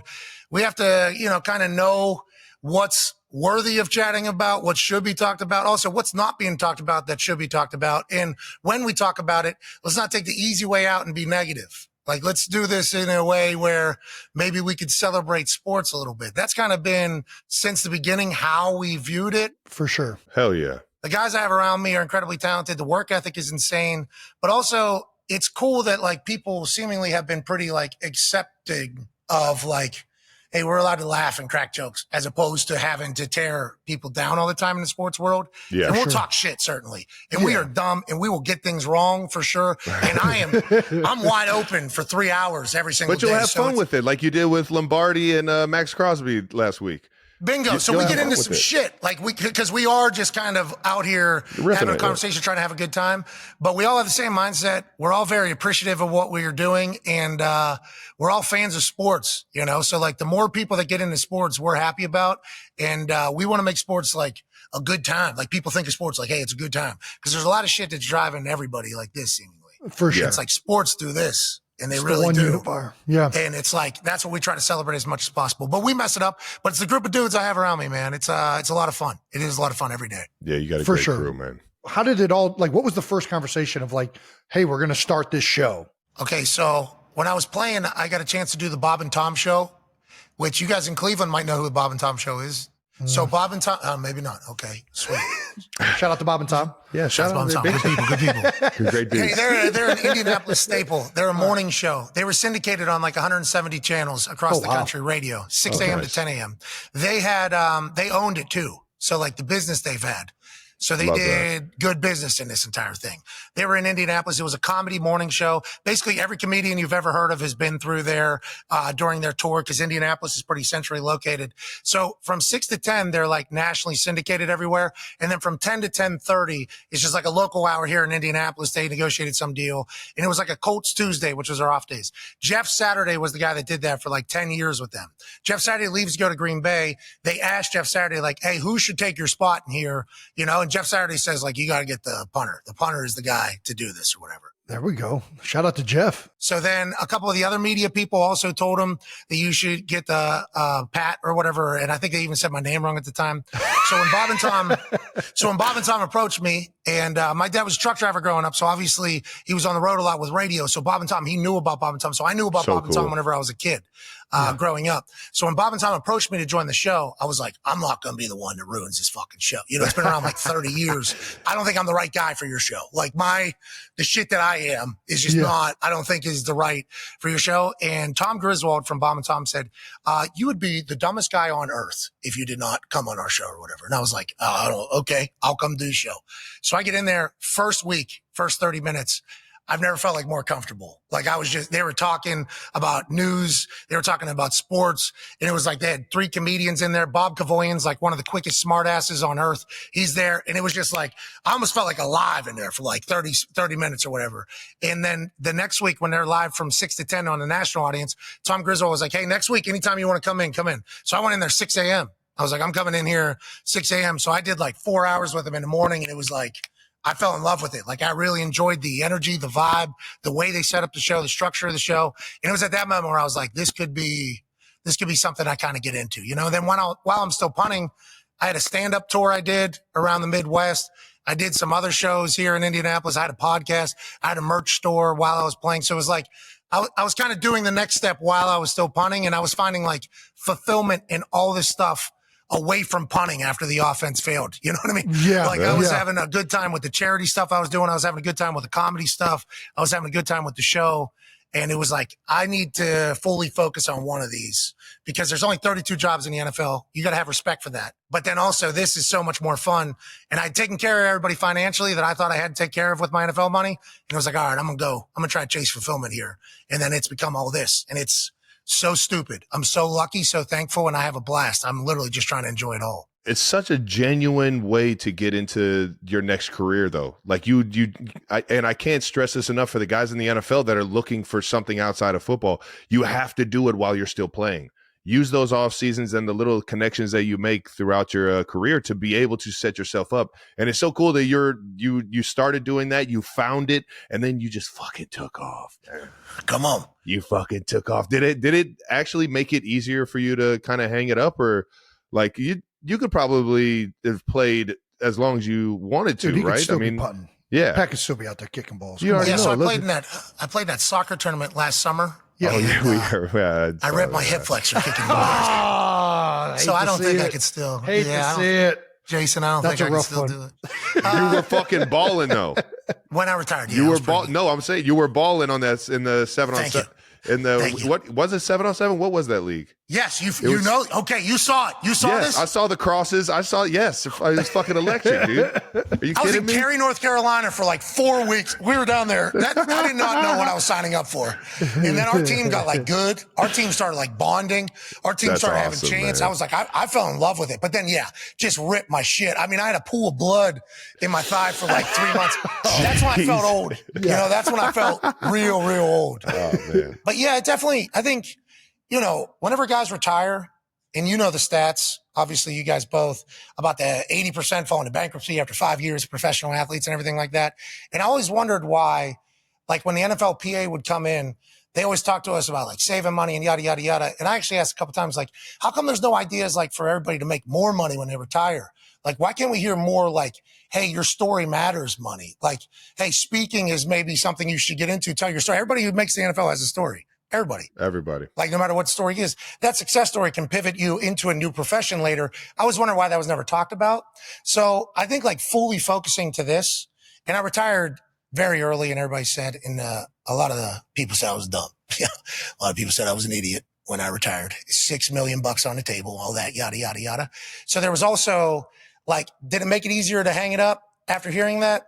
Maybe not, but it also made me get to a mental point that was like, I'm fucking making it. I'm going to prove all these motherfuckers wrong. Yeah. Backs against the wall, boys. Yeah. These people are not going to be right. Yeah. Like that is not going to happen. That's in a good there. Driver. So yeah. Baby. I think having a focus, having something to focus on, enjoying what you're doing, and still having like the locker room, because I got the boys here, you know? Yeah. It certainly helped a lot. It certainly helped a lot, I think. I love it, man. You've talked about your boys all, and one of the things that has been so fucking awesome about the way you've done it is you have not changed who you are or how you do it. I still remember seeing you down in the Pro Bowl. What was that? Arizona, maybe? Or maybe it was like, you're the exact same fucking guy, no matter when you are, whether you're on TV, off, like wherever you're at, you are Pat McAfee. You've brought all your boys with you. You've done it your own way. You've created your own path. He's a real one. The way your brain works is fucking, I don't even understand it, to be honest with you, man. It's like always just the neurons fucking work. The only thing that works better than your leg as a punter is those neurons you got up there. They're freaking clicking at all times, brother. It's impressive. Thanks. I appreciate that. To see where it's gotten to now, ESPN, College Game Day. I don't know, man. Did you envision it getting to this? Are you happy with where it's at right now? Were you always a College Game Day, were you always excited on a College Game Day? I mean, you had a pretty good college experience over there in West Virginia. No. Was it always? Good times. We had good times in Morgantown. We got to talk a little bit about that. We know some guys. We know some real dogs that were over there in West V, man. That was my first alcoholic drink, was in Morgantown at a 7-on-7 tournament.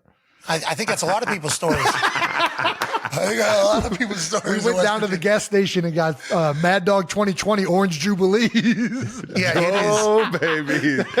Let's go. Those Mad Dog 2020s used to be a real problem. Yeah, Because the color, I think everybody thought they were softer. They were not.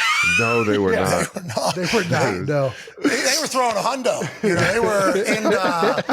When you talk about college game day, I think just like everybody else in the NFL, like we watch college game day every Saturday to keep up with. It's in every NFL building, And I think in college we watch it every single Saturday. So I think I've always been a college game day fan. Come from Pittsburgh though, which is an NFL town, which is, interesting. So whenever college game day becomes an opportunity, it was never a show like I thought to myself, like I could be on. Yeah. But then whenever you're presented with the opportunity to be on like one of the top two institutions in the history of sports media, and it's football and it's wrestling, because it's in front of a live audience. Yes. So, and obviously I am so incredibly lucky to have a relationship with the WWE too, growing up, how big of a fan I was of wrestling and WWF. Fuck yes. Everything it is. So it's like football and wrestling. And it's one of the greatest shows in the history of shows. And you're like, there's only so many spots. So massive honor to even be asked to do this. It's like, all right, I'm going in. Man. I'm going to go in. And I've been baptized by college football in this entire thing. It is electric, bro. I know you're from Cleveland. I'm from Pittsburgh. These college towns, especially down there in the South. I mean, out in Oregon, bananas, Berkeley, crazy. These people in the South are praying to it's God, it's Jesus Christ, and it is the team. It's like, it's crazy. It's been an honor, dude. It has been so much fun. So I try to have a blast everywhere I go because how committed in like, that is a part of college ball, like all the pageantry and the tradition and loyalty. So I'm lucky to do that, man. I really am. And to say, did I know it was going to go like this? No, bro. I had no idea. I had no clue. I was hoping just to be able to survive and pay my guys. And like, we just have fun, go to work together, do our thing. Oh, yeah. But then like things just kind of happen. I remember the day you went door to door. Come on, bro. Handed out some envelopes, man. You kidding me? That's a real one right there, man. The backpacks to the boys. Yeah, the backpacks. My bad. Yeah, those still happen. They do it in a different way that's much easier to tax, because I guess backpacks of $100,000 is not the easiest way to. It's not the best tracking. And then to broadcast it too, so everybody, let's make whatever sure. happened, we saw a backpack. Was there actually cash in that? No, there wasn't anything in there. How much did he say? He said all how a bit. much? It was a bit. There was nothing in there. Yeah, there's fake money. What's the better atmosphere, college football or NFL? And I guess it's different depending on which college and which NFL, but just in general. You've been a part of both. I don't know. Kansas City seems pretty insane. Arrowhead seems crazy, right? I mean, that is a crazy rocking, place. Baby. Arrowhead's nuts. Rocking. They got chants and shit too, right? That they do throughout the entire game. Oh, yeah. In the home of the Chiefs. And when you're at an away place and you hear that, you guys got to get pumped about that. Oh, fuck yeah. We're here. I just know the away team or the home team hates that shit. That is one thing I'm jealous of soccer stadiums is those old school chants, those call and react chants. Yes. You don't have so those. That's what every college has. That's what every college has. Those are electric. All right. So that keeps the stadiums like throughout. Like, there's a dead period in NFL games maybe. Yeah. It's like the college ones, there's no dead period because there's like give and take calls back and forth. See? Like when I do all that shit on game day, it's like that's what they're doing in the stadium. And I'm very lucky to learn that. The day before. It was so fucking electric out in Eugene, Oregon this weekend. You had me off my couch singing with you, dog. That shit was, everybody is in the group chat, every group chat I'm a part of, like, bro, Pat McAfee's the best thing to happen in college football. Everybody's saying it. Dude, had everybody livid and ready to fucking rock and roll for that Oregon-Ohio State game, man. Tell everybody I said thank you for the kind remarks. And the thing about it is, I'm learning that from like walking around the town the day before. So I try to go like experience like their food spot. Like what's their food spots that they talk about? Because every college has man. Like hell yeah.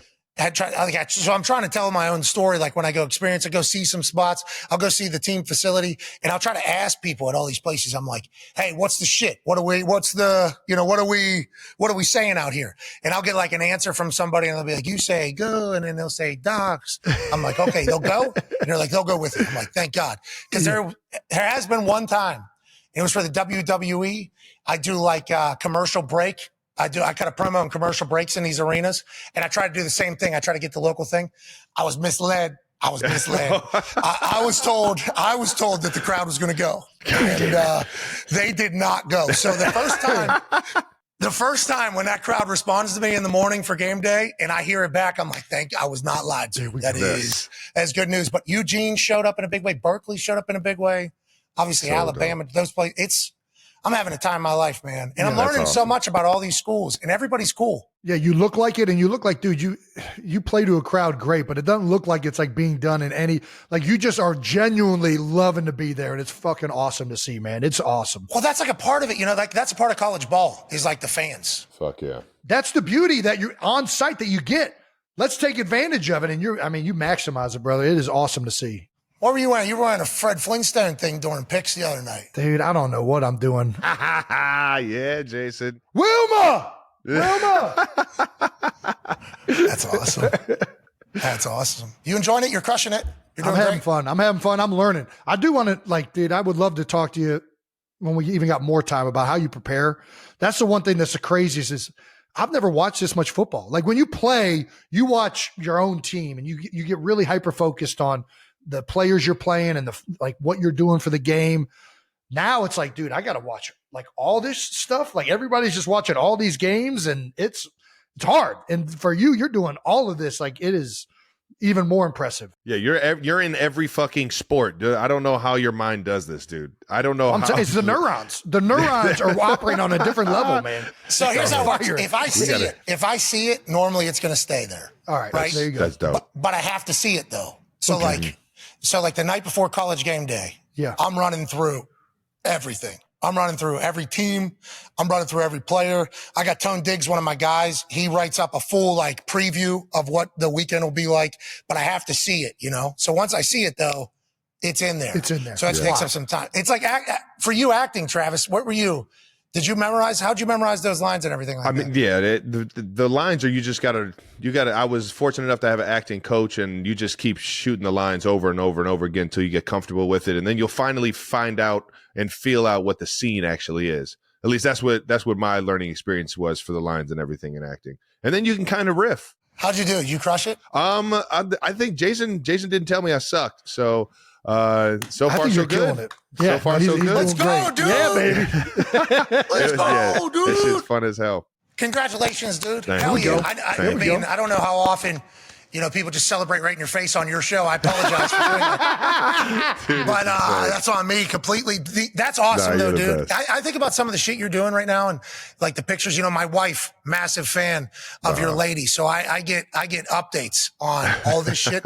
You're just having dinner with Wolverine and Deadpool. And then you're out. It's like, do you ever at this point, you still understand, right? You still. At this point, it's just you can't fathom what's going on, so it's just like a dream. You're just like, oh yeah, no, you're not surprised by like the next thing that comes in or comes into your life, or the next person that walks into the door. Yeah, it's crazy. It's insane. I don't know how the fuck I got to live this silly ass fucking life, man. But I'm definitely fortunate for it, for sure. You've earned it. You've earned it. Never forget it. That's awesome, dude. We're going to wrap up this segment with we got to ask. You don't have to answer. We prefer you answer, but obviously this is up to you, Pat. First question we got to ask. Nick Sirianni brings up a story about you all the time, drunk and swimming in a canal. He brings it up during the off-season portion where everybody's going away, and he's talking about don't be too crazy when you're away from the facilities. Could you maybe share that story with all the 92%ers out there?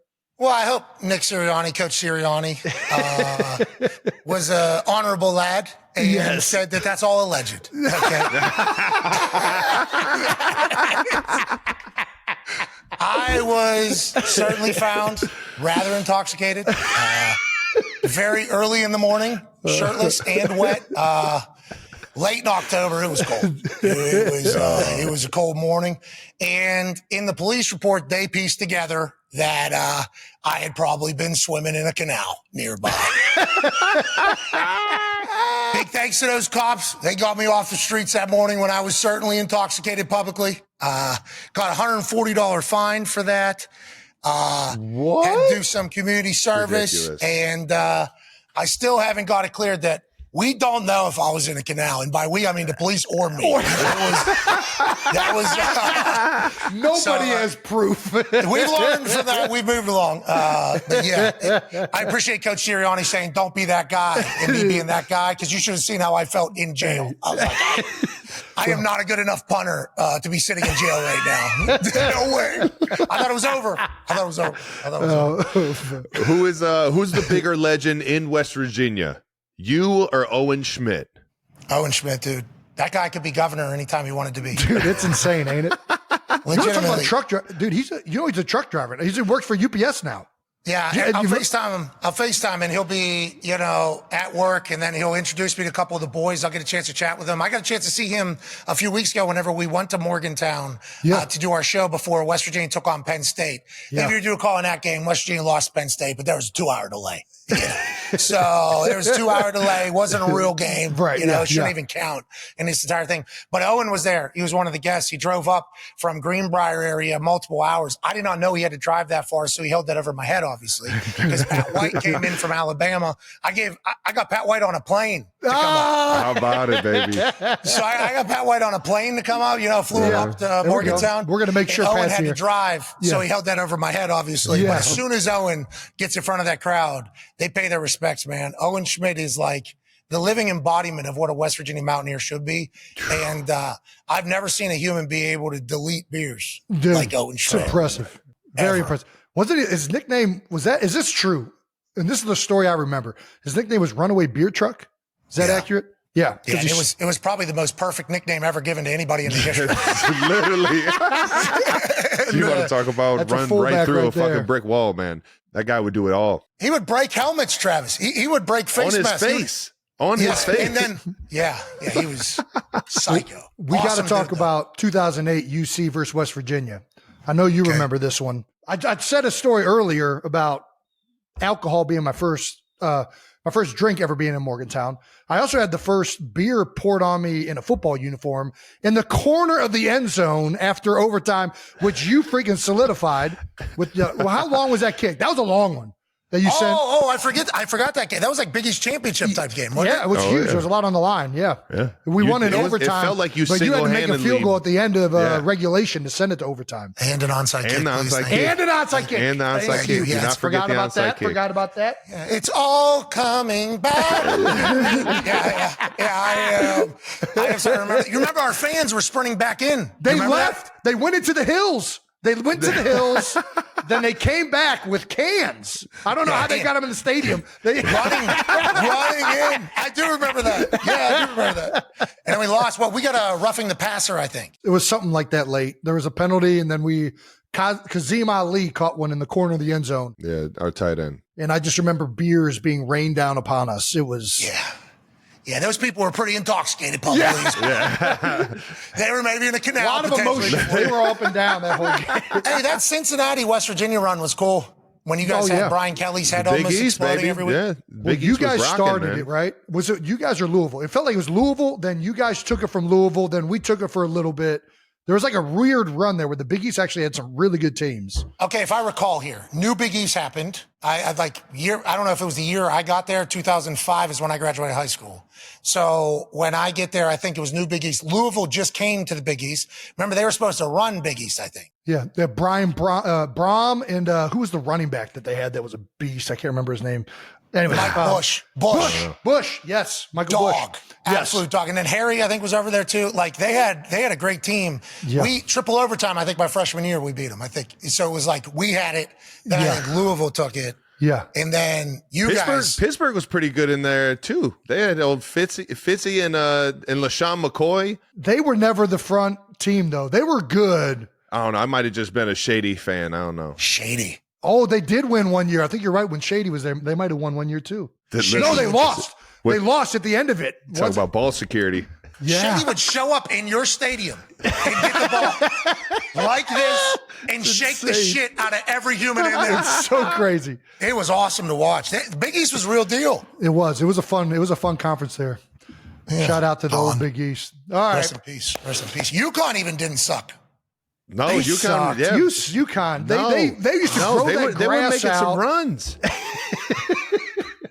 They were good at basketball. They're holding down basketball. They're holding it down.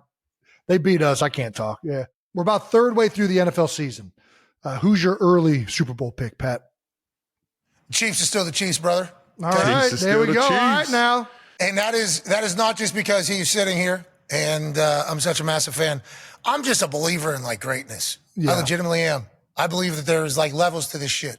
And for 20 some years, we saw the New England Patriots. For what reason? Well, they just were, other than the fact that they're great. Playing in the air, in the ball. Yeah. In the air's in the ball. And I was against the Colts. We couldn't wait for that. Videotaping coaches. Yeah, Spygate, obviously. All this shit gets thrown at one thing, and that's greatness normally. That's what it comes down to. That is for how sure. it is. So I think when push comes to shove, I think these dudes figure it out. Like I just am a firm believer. Last year, there was a little time, and I don't want to bring up bad times in the Kansas City Chiefs, but the boys seemingly stunk for a bit. There was a few weeks. It was a rough road. It got a little treacherous. It's the only year I ever beat the Chiefs and Andy Reid. That was the only time we ever got it done, and you still won the Super Bowl. That's what I'm saying. There was a time. Everybody thought they were done. They're not even making the playoffs. It's over. Hey, everybody but me. I want to let you know. Hey, okay. I was standing. Unwavering.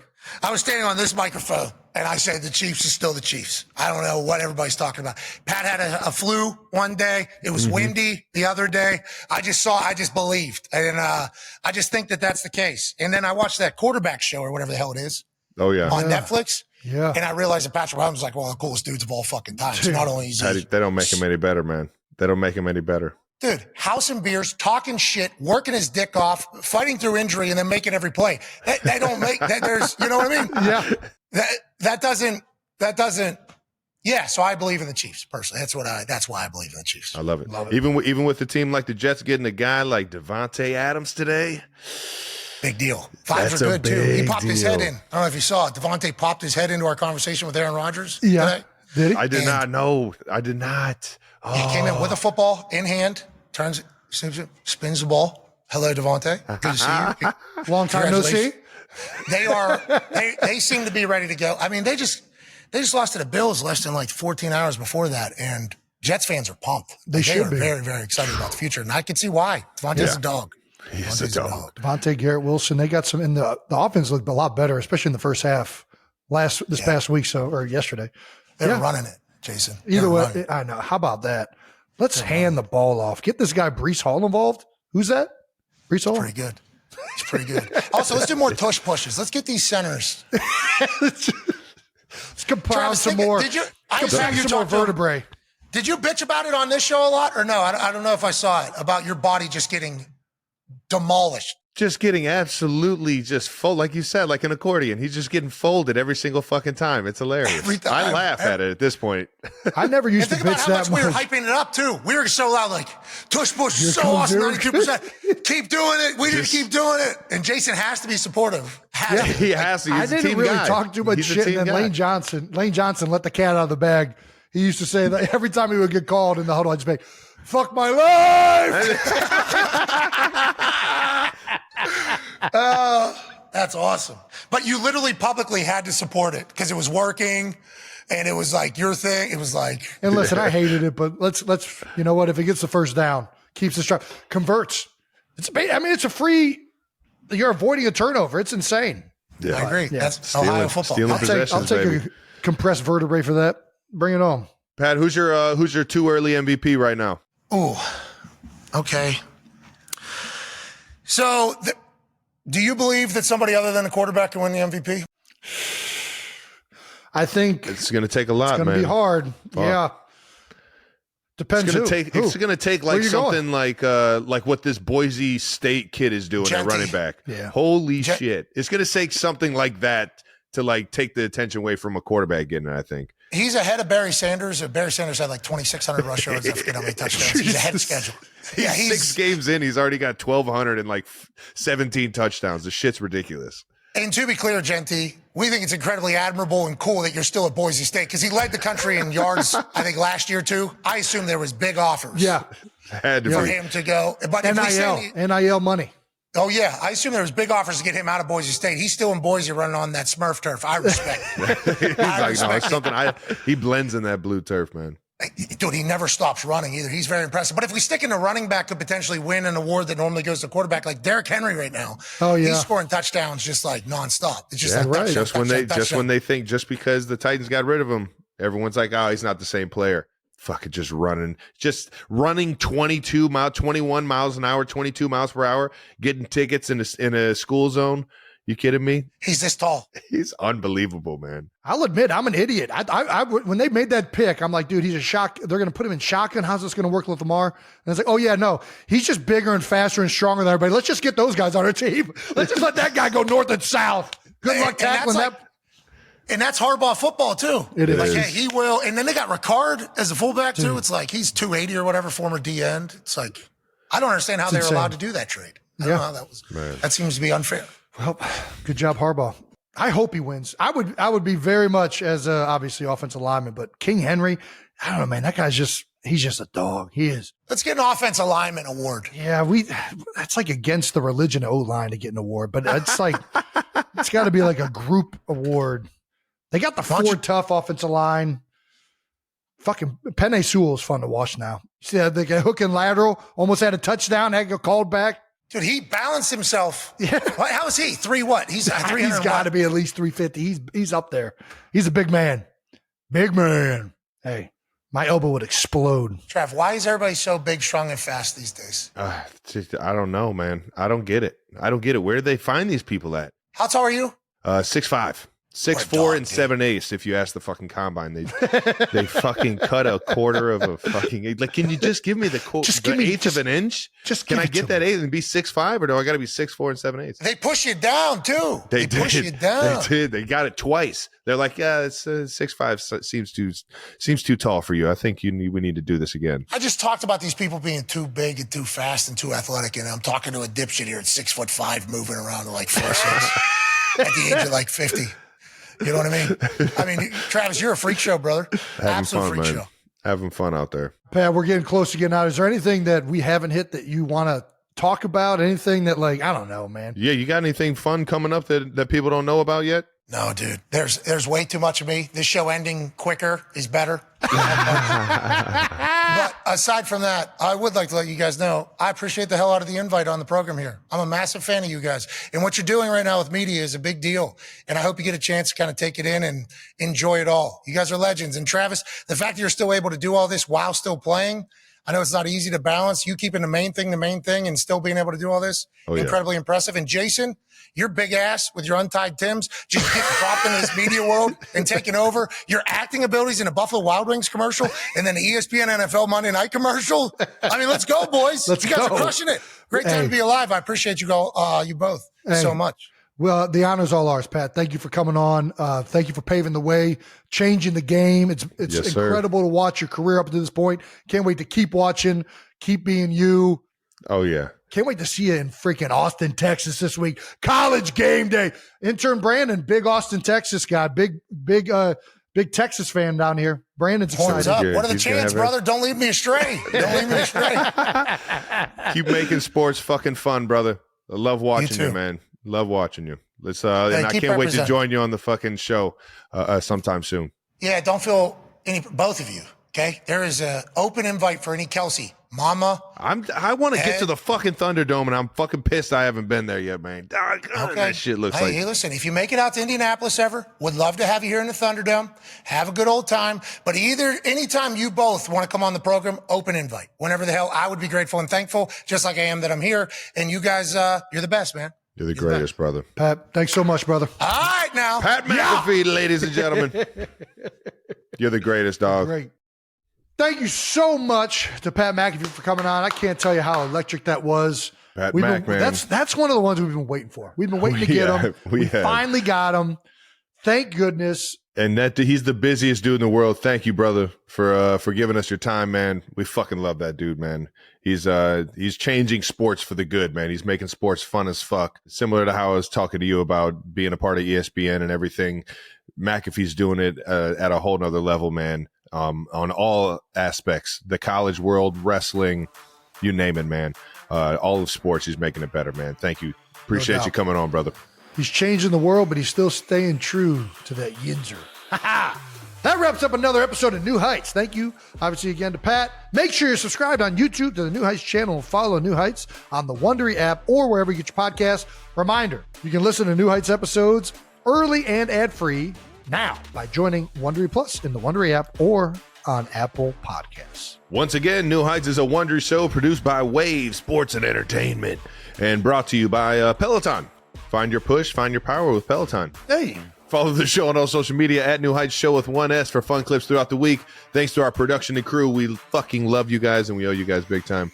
Thank you to all the 92%ers for tuning in, and make sure you check out Wondery Plus for our little bonus extra video. It's going to be fun.